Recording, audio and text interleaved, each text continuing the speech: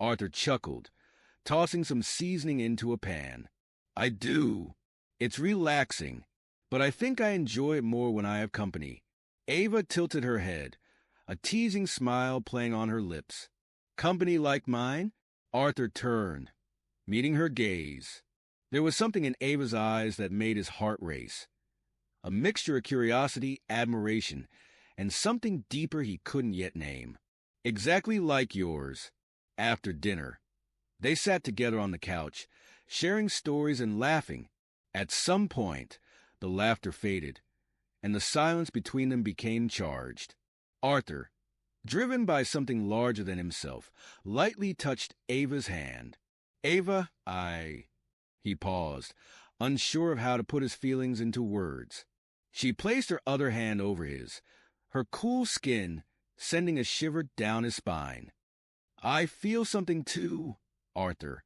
Something I don't understand, but want to explore. Without thinking, Arthur stepped closer, his lips meeting hers in a soft, almost hesitant kiss. Ava responded with an intensity that caught him off guard, as if she had been waiting for this moment as much as he had. And from that point on, their relationship was no longer just coexistence. It was a profound bond, one that transcended the barriers of race and culture. From that point on, their relationship was no longer just coexistence. It was a profound bond, one that transcended the barriers of race and culture. Arthur knew it wouldn't be easy, but he also knew he was willing to face any challenge to stay by Ava's side. The following weeks brought an unexpected turn of events. News began circulating in global media. The alliance between humans and the Barbok was crumbling. According to authorities, political tensions between the leaders of the two species were escalating. Allegations of exploitation and cultural misunderstandings fueled the conflict. Arthur sat on the couch, his face pale, as he watched the live broadcast.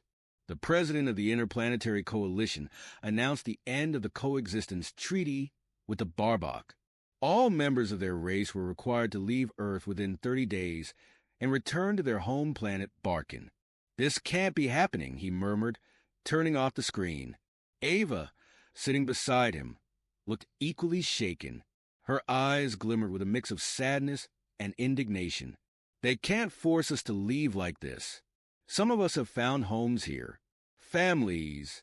Arthur grasped her hand, his expression resolute.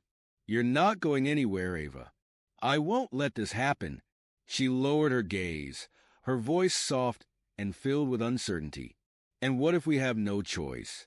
The Coalition forces have the resources to track every Barbok. Even if I wanted to stay, I couldn't put you in danger. Arthur shook his head, his tone unwavering.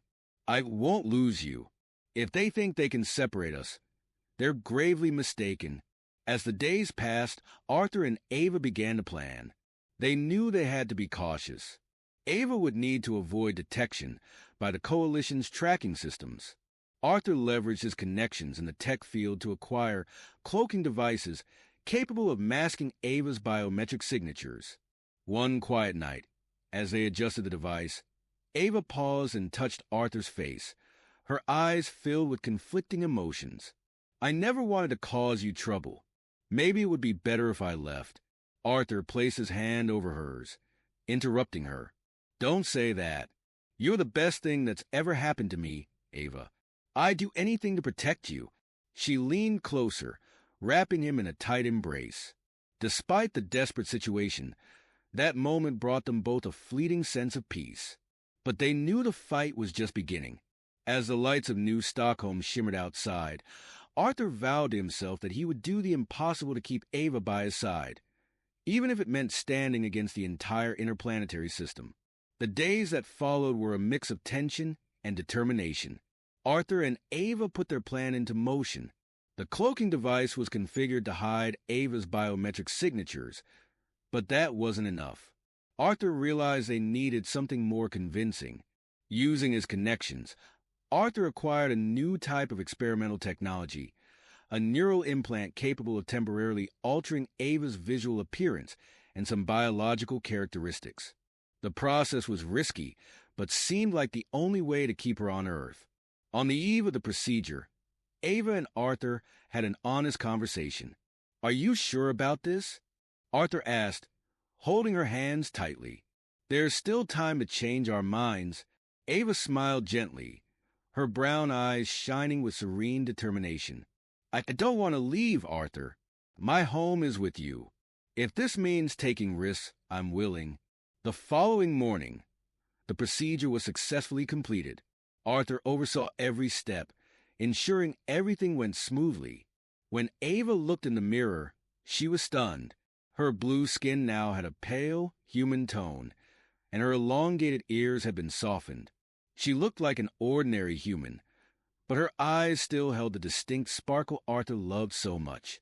With her new appearance, Ava managed to go unnoticed. In the days that followed, the Barbok began leaving Earth, and tensions escalated as authorities intensified their search for any aliens attempting to stay illegally. Arthur and Ava experienced a tense moment when inspectors from the Interplanetary Coalition came to his house. They searched every room and scanned every corner. With her implant active, Ava calmly answered their questions, while Arthur did his best to appear relaxed. Finally, the inspectors left without any suspicions. That night, Arthur and Ava celebrated in silence, embracing each other on the balcony as they gazed at the stars. There was relief, but also the understanding that they would always have to live cautiously. As time went on, Ava fully adapted to her new life. She found ways to contribute to human society, using her innate skills to help other alien immigrants facing hardships. Arthur continued his work, always keeping a watchful eye to protect Ava. One day, while walking through the park, Ava stopped to watch a group of children playing. Arthur noticed her expression and asked, "What's on your mind?" "Nothing, just thinking about the future. Do you think we could ever have a family of our own?" Arthur smiled, wrapping her in a warm embrace. "Ava, with you by my side, I believe anything is possible." And so, despite the challenges, Arthur and Ava found a way to build a life together. Their love proved that even in a universe divided by differences, the bond between two souls could transcend any barrier.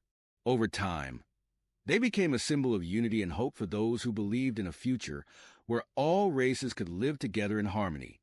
And under the stars of New Stockholm, they knew they had achieved what many thought impossible: a happy ending.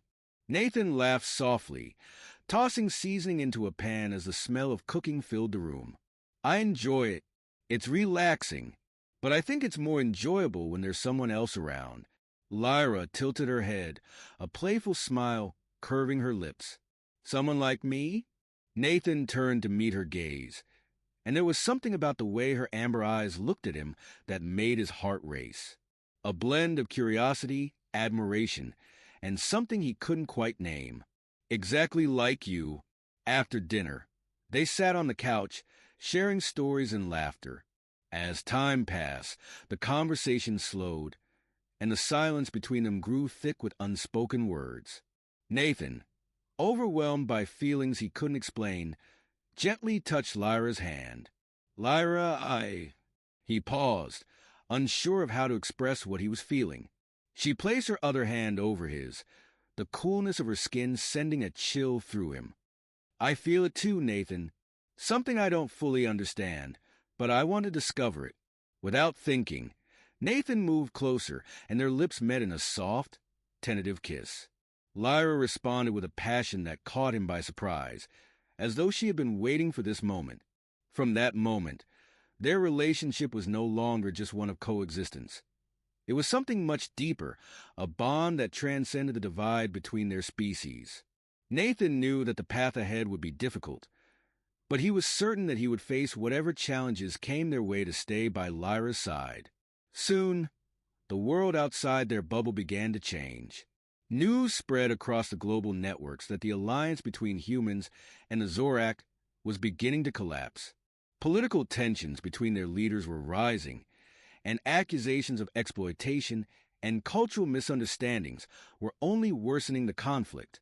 Nathan sat on the couch, his face drained of color as he watched the live broadcast. The president of the Interplanetary Council announced that the treaty between humans and Zorak was officially over. All Zorak were to leave Earth within 30 days, forced to return to their home world, Zelon. "This isn't real," Nathan whispered, switching off the screen. Lyra, sitting next to him, appeared equally stunned. Her eyes shimmered with a mix of sorrow and frustration. "They can't just do this. Some of us have found lives here. Families." Nathan gripped her hand, his voice firm. "You're not leaving, Lyra. I won't let this happen." Lyra lowered her gaze, her voice quiet with uncertainty. "What if we have no choice? The Council has the resources to find every Zorak. Even if I stayed, I couldn't risk your safety." Nathan shook his head, his resolve unshaken. "I won't lose you. If they think they can tear us apart, they've got another thing coming." With no time to lose, Nathan and Lyra began making plans. They knew they needed to be cautious. Lyra would have to stay out of sight from the Council's detection systems. Nathan used his connections in the tech world to acquire cloaking devices that could mask her biometric readings. One quiet evening, as they fine-tuned the device, Lyra paused, gently touching Nathan's face. Her eyes reflected a whirlwind of emotions. "I never meant to bring you trouble. Maybe I should leave." Nathan placed his hand over hers, his voice resolute. "Don't say that. You're the best thing in my life, Lyra. I'd do anything to keep you safe." She embraced him tightly. In that brief moment, amidst the uncertainty, they found peace. But they knew the battle had only just begun. As the lights of old Geneva flickered beyond the window, Nathan made a silent vow. He would do whatever it took to keep Lyra by his side, even if it meant defying the entire interplanetary establishment. The following days were a whirlwind of tension and determination. Their plan was in motion. The cloaking device had been perfected, but Nathan realized they needed something more convincing. Using his network, Nathan obtained an experimental neural implant, one that could alter Lyra's appearance and biological features for a limited time. The procedure was risky, but it was their only option. Before the operation, Nathan and Lyra shared a quiet moment together. "Are you sure about this?" Nathan asked, his voice filled with concern as he held her hands. "We can still back out." Lyra smiled gently, her amber eyes full of quiet strength. "I don't want to leave. My home is with you. If this means taking risks, I'm ready." The next morning, the procedure went smoothly. Nathan stayed by her side through every step. When Lyra looked in the mirror, she was stunned by the changes. Her once-green skin had taken on a more human hue, and her ears had been reshaped. She now appeared just like any other human, though her eyes still carried the same sparkle Nathan adored. With her new appearance, Lyra was able to go unnoticed. As the days passed, the Zorak began leaving Earth, and tensions rose as authorities ramped up their search for any remaining aliens. The real test came when inspectors from the Interplanetary Council arrived at Nathan's home. They conducted a thorough search, scanning every room and corner. With her implant active, Lyra answered their questions with composure, while Nathan did his best to remain calm. Finally, the inspectors left, none the wiser. That evening, Nathan and Lyra stood on the balcony, silent but content. The relief was tangible, though both of them knew they could never let their guard down. As the days passed, Lyra adapted fully to her new life. She began using her innate abilities to help other alien immigrants, guiding them through the difficulties of their new existence. Nathan continued his work, always watching over Lyra, ready to protect her from any threat. One afternoon, while walking through the park, Lyra paused, watching a group of children play. Nathan noticed her expression and asked, "What's on your mind?" "Nothing, just thinking about the future. Do you think we could ever have a family?" Nathan smiled, pulling her close. "With you by my side, Lyra, I believe anything is possible." Despite the trials they faced, Nathan and Lyra carved out a life together. Their love became a symbol of unity, showing that even in a fractured world, Two souls could overcome any division. Under the stars of old Geneva, they knew they had achieved what many thought impossible, a happy ending.